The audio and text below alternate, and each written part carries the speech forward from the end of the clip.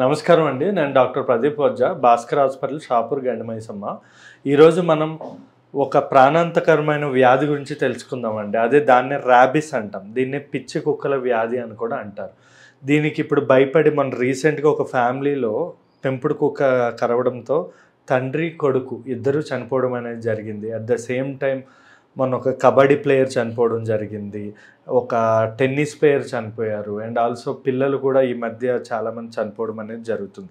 అసలు దీన్ని కంట్రోల్ చేయాలి అంటే ఏం చేయాలి, దీనికి ట్రీట్మెంట్ ఏంటి, ఇవన్నీ కూడా మనం తెలుసుకుందామండి. ఇవి మ్యాక్సిమం మనం చాలామంది అనుకుంటూ ఉంటారు ర్యాబిస్ అనేది కుక్కల వల్లనే ఈ వ్యాధి అనేది వస్తుందండి. కాదు, ఇది కుక్కల వల్లనే కాదండి. ఒక ఎలుక కరిచినా ర్యాబిస్ రావచ్చు, పిల్లి కరిచినా ర్యాబిస్ రావచ్చు, లేదా వేరే ఏ జంతువు వల్ల అయినా కూడా ర్యాబిస్ అనేది మనకి సోకే అవకాశం ఉంటుంది. కానీ ఇది ఎంత డేంజరస్ అంటే ఒక్కసారి ర్యాబిస్ అనే వ్యాధి అనేది సోకితే 100కి 100% దీనికి ట్రీట్మెంట్ లేదు. నెంబర్ 1. 100కి 100% చనిపోవాల్సిందే ఒకవేళ ర్యాబిస్ వస్తే. ఇది అంత ప్రాణాంతకమైన వ్యాధి కాబట్టే గవర్నమెంట్ అనేది ఇంత భయపడుతూ ఉంది.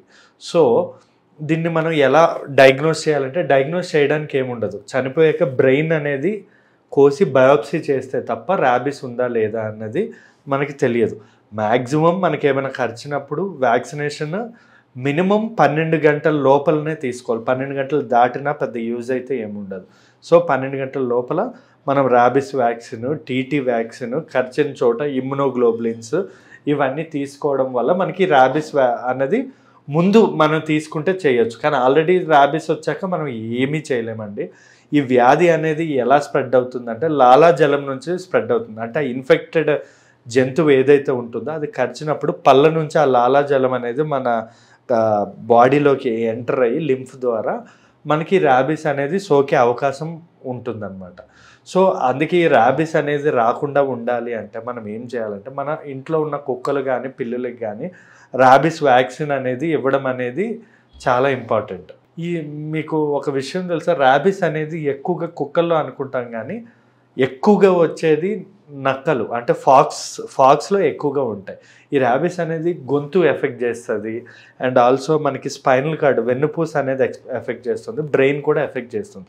ఇనీషియల్గా మనకి కనబడే సిమ్టమ్స్ ఏంటంటే ర్యాబిస్ సోకిన వెంటనే జంతువు కూడా చచ్చిపోతుంది, మనిషి కూడా చనిపోతాడు, ఇద్దరూ చనిపోతారు. సో జంతువు మీద కూడా ఒక కన్నేసి ఉంచాలి. అంటే అది కరిచిన వెంటనే ఆ కుక్కను నక్కను దాన్ని కొంచెం అబ్జర్వేషన్లో పెడితే, అంటే మున్సిపాలిటీ వాళ్ళకి చెప్పి అబ్జర్వేషన్లో పెట్టడం అనేది చాలా ఇంపార్టెంట్ అనమాట.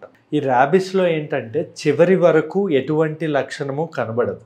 కనబడినప్పుడు మనకి ఏ లక్షణాలు కనబడతాయి అంటే, మెయిన్గా మనకు కనబడేది వీళ్ళలో ఎక్కువగా గొంతు నొప్పి అని లేదా తలనొప్పి అని చెప్పి, జ్వరం అని చెప్పి ఫస్ట్ కంప్లైంట్ చేస్తారు. జ్వరం కూడా వస్తూ ఉంటుంది.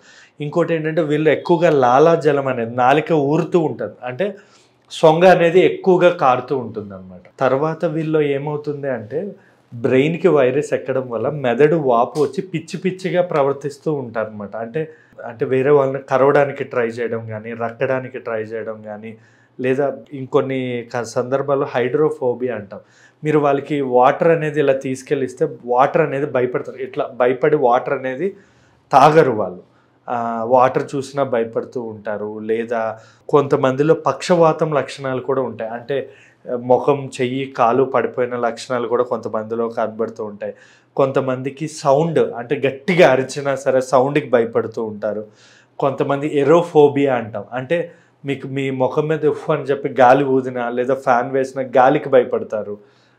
ఎక్కువగా చీకట్లోనే ఉండాలని అనుకుంటారండి వీళ్ళు. అండ్ ఆల్సో వీళ్ళు ఏంటంటే చాలా ఫోబియా, భయం అనేది, ఎందుకు భయపడతారు అన్నది తెలియదు కానీ భయపడడం అనేది మాత్రం మెయిన్గా కనబడుతుంటుంది. అది దేనికైనా భయపడవచ్చు, వాళ్ళ ఫాదర్కి కూడా భయపడవచ్చు. ఇవన్నీ కూడా సైకలాజికల్ లక్షణాలు అండి. అట్ ద సేమ్ టైం మన కుక్క కరిచిన వెంటనే మనం తీసుకోవాల్సిన జాగ్రత్తలు ఏంటంటే, హాట్ వాటర్తో మనం వాష్ చేసుకోవడం, వ్యాక్సిన్, టీటీ, ఇంకోటి ఇమ్యునోగ్లోబులిన్ ఇంజెక్షన్ అక్కడ ఇవ్వడం, అండ్ ఆల్సో ఈ ర్యాబిస్ అనేది తగ్గించడానికి మనం కుక్కల్ని చంపేయడం ఇలాంటివి చేయకుండా, అంత ఈజీగా అలాంటివి చేసుకోకుండా ఈ కుక్కల్ని స్టెరిలైజేషన్ గవర్నమెంట్ అనేది కొంచెం ఇనిషియేట్ తీసుకొని కుక్కల్ని స్టెరిలైజేషన్ చేసుకోవడం అనేది important. At the same time ఆ కుక్కలన్నిటికీ కూడా మనం వ్యాక్సినేషన్ తీసుకుంటే మంచిదండి. ఇంకా పిల్లల్ని కూడా రోడ్డు మీదకి చిన్న చిన్న పిల్లల్ని బయటికి వదలకూడదు. ఎందుకంటే ఈ కుక్కల్లో కొన్ని ఏంటంటే అవి అఫెండ్ వాళ్ళ పిల్లల్ని కొట్టేస్తారు. అంటే ముందు ఎవరో ఒకరు ఆ పిల్లల్ని చంపేయడం కానీ, రోడ్ల మీద కార్లు ఎక్కించి ఆ కుక్కల్ని చంపేయడం కానీ ఇలాంటివన్నీ జరుగుతూ ఉంటాయి.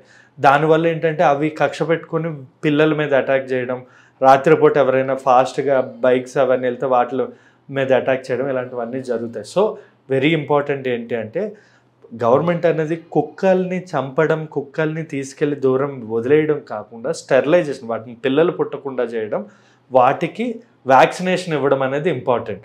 అంతేగాని మనం రీసెంట్గా చాలామంది సపోర్ట్ చేస్తున్నారు కుక్కల్ని చంపేయాలి ఇది అది అని. కానీ అవి కూడా మనలాగే ఒక మూగజీవులు కాబట్టి దాన్ని చంపడం కంటే దానికి ప్రైమోడియల్ ప్రివెన్షన్ ముందుగానే మనం ప్రివెన్షన్ చేయడం అనేది చాలా ఇంపార్టెంట్.